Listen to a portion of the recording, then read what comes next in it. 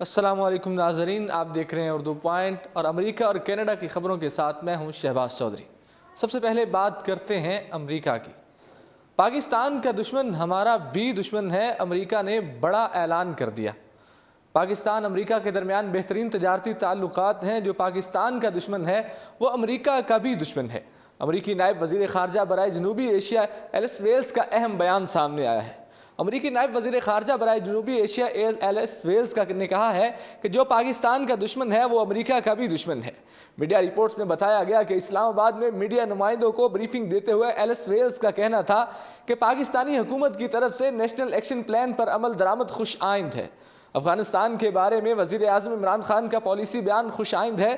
اگر افغانستان میں امن ہوگا تو سب سے زیادہ فائدہ پاکستان کو ہوگا، اس لیے پاکستان اور افغانستان کو باہمی معاملات کو حل کرنے کی ضرورت ہے۔ انہوں نے کہا کہ زلمے خلیل زاد کی ملاقاتوں میں اہم پیش رفت ہوئی ہے۔ پاکستان میں معاشی استحکام علاقائی استحکام کے لیے ضروری ہے۔ بھارت کی طرف سے افغان سرزمین کو پاکستان مخالف استعمال کرنے کے کوئی شواہد نہیں ملے ہیں۔ جو پاکستان کا دشمن ہے وہ امریکہ کا بھی دشمن ہے۔ پاکستان امریکہ کے درمیان بہترین تجارتی تعلقات بھی ہیں۔ تجارت کا حجم $6.6 بلین ہے۔ پاکستان اور امریکہ کے تعلقات میں افغانستان اہم ترین مسئلہ ہے۔ پاکستان ایک بڑا اور ایٹمی ملک ہے۔ وزیر اعظم پاکستان اور صدر ٹرمپ کے درمیان ملاقات کے بارے میں کچھ نہیں کہا جا سکتا۔ سی پیک پر صرف یہ تحفظات ہیں کہ منصوبوں میں شفافیت ہونی چاہیے۔ ایٹمی طاقتیں تنازعات کا شکار ہو سکتی ہیں۔ کسی بھی ملک کو نان اسٹیٹ ایکٹرز کو سپورٹ نہیں کرنا چاہیے۔ IMF کی ٹیم پاکستان میں ہے۔ وزیر اعظم پاکستان اور صدر ٹرمپ کے درمیان ملاقات کے بارے میں کچھ نہیں کہا جا سکتا۔ امریکہ پاکستان میں کسی علیحدگی پسند تحریک کی حمایت بالکل بھی نہیں کرتا۔ اب بات کرتے ہیں امریکہ میں پھانسی کی۔ امریکہ میں 2 خواتین کے قاتل کو کل سزائے موت دی جائے گی۔ امریکہ میں 2 خواتین کے قاتل کو کل سزائے موت دی جائے گی، جس نے دسمبر 1996 میں اپنی گرل فرینڈ اور ایک اور خاتون کو فائر کر کے قتل کر دیا تھا۔ اعلیٰ اتھارٹی نے قاتل کی رحم کی اپیل پہلے ہی مسترد کر دی ہے۔ ذرائع ابلاغ کے مطابق 52 سالہ مجرم اسکاٹی گرنل مورو نے اپنی دوست باربرا این ینگ کے ساتھ جھگڑے کے بعد اس کے گھر جا کر پسٹل سے فائر کیے اور وہاں موجود دیگر 2 خواتین کو بھی فائرنگ کا نشانہ بنا ڈالا، جس سے ہر بار این ینگ اور دوسری خاتون موقع پر ہلاک ہو گئی، جبکہ تیسری خاتون شدید زخمی ہوئی، جو بعد ازاں زندہ بچ جانے میں کامیاب ہو گئی۔ طویل مقدمہ بازی کے بعد ماتحت عدلیہ اور سپریم کورٹ کی جانب سے سزا دیے جانے کے بعد ریاست جارجیا کے اسٹیٹ بورڈ نے اس کی رحم کی اپیل بھی مسترد کر دی ہے۔ اب بات کرتے ہیں امریکہ میں سوتیلی بیٹی کو بھوک سے تڑپا کر مارنے والی ماں کو بھی سزائے موت دی جائے گی۔ امریکہ میں سوتیلی بیٹی کو بھوک سے تڑپا کر مارنے والی ماں کو سزائے موت۔ گیٹیفے موس کو زہریلا انجیکشن لگایا گیا تو یہ ریاستی تاریخ میں تیسری خاتون کو سزائے موت ہوگی۔ امریکہ کی ریاست جارجیا میں عدالت نے 10 سالہ سوتیلی بیٹی کو بھوک سے تڑپا کر جان سے مارنے والی خاتون کو قتل کے جرم میں زہریلا انجیکشن لگانے کی سزا سنا دی۔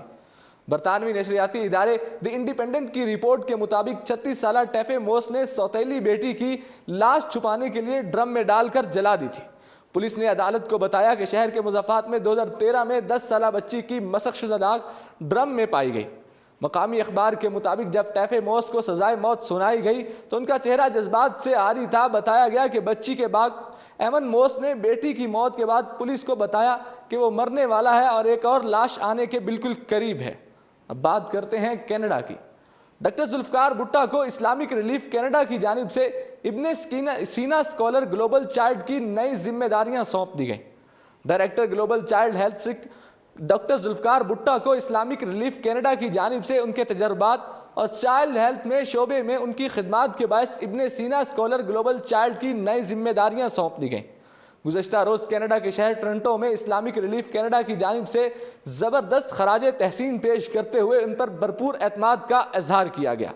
اس موقع پر ڈاکٹر ذوالفقاربھٹہ نے کہا کہ ابن سینا اسکالر میرے لیے بہت بڑے اعزاز کی بات ہے، کیونکہ ابن سینا کا نام اسلامک تاریخ میں میان عظیم ہستیوں میں شامل ہوتا ہے جنہوں نے تاریخ کا رخ بدل دیا، اور ابن سینا کے نام پر اسکالر دیا جانے والا میرے لیے واقعی بڑا اعزاز ہے۔ انہوں نے کہا کہ اسلامی ممالک مجھے عورتوں کی صحت کے حوالے سے ہم بہترین انداز میں کام کر رہے ہیں، اور بالخصوص ان علاقوں میں جہاں جنگ کی وجہ سے افراتفری ہے، جس کی وجہ سے عورتوں اور بچوں کو صحت کے حوالے سے بڑے مسائل کا سامنا کرنا پڑتا ہے۔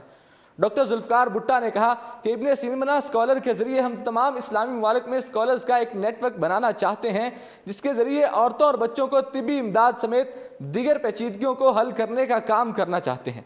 انہوں نے کہا کہ ابن سینا اسکالر ایک اعزازی پوزیشن ہے، ہم ابن سینا اسکالر کے ذریعے اپنے ملک پاکستان میں بھی عورتوں اور بچوں کو طبی سہولیات فراہم کرنے کی خواہش کو پورا کر سکتے ہیں۔ امریکہ اور کینیڈا کی خبروں سے فی الحال اتنا ہی، مجھے دیجیے اجازت اور دیکھتے رہیے اردو پوائنٹ۔